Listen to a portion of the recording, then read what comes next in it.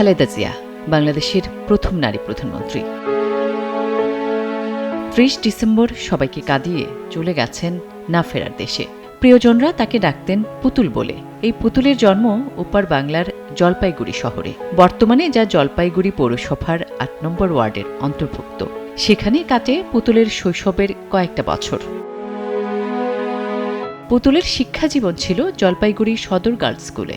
স্কুলের বর্তমান প্রধান শিক্ষক অরূপ দে এবং ডিএসএ সচিব ভোলা মণ্ডল গর্বের সঙ্গে স্মরণ করেন তাদের স্কুলের সাবেক ছাত্রী, বাংলাদেশের ৩ বারের সফল প্রধানমন্ত্রী খালেদা জিয়াকে। ১৯৪৭ সালে দেশ ভাগের পর খালেদা জিয়ার পরিবার দিনাজপুরে চলে যায়, যা পরবর্তীতে স্বাধীন বাংলাদেশের অংশ হয়। সেই বাড়ি পরে চক্রবর্তী ও গোপ পরিবারের হাতে আসে। দেশত্যাগের পরও জলপাইগুড়িতে খালেদা জিয়ার জন্মভিটা রয়ে গেছে আগের মতোই। তার মৃত্যুতে মর্মাহত এই পরিবার। বহুত বছর আগে বসত বাড়ি ছিল, ছোটবেলায় এখানেই বড় হয়েছে। পরবর্তীকালে উনি চলে গেছে। ওনার কৃতিত্বটা আমরা যেমন গর্বিত, আজকে মৃত্যুদিনটা আমাদের কাছে একদম শোকের ছায়া আমাদের কাছে নেমে এসেছে। শোকাহত সে অঞ্চলের মানুষ। আমি তো দেখিনি ওনাকে, কিন্তু মাদের মুখে শুনেছি উনি এই জায়গাটায় থাকতেন। দুঃখ প্রকাশই করবো যে উনি মারা গেছেন।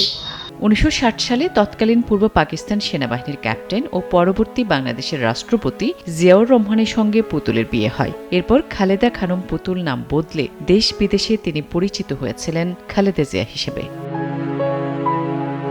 আসমাতুলি, নিউজ 24।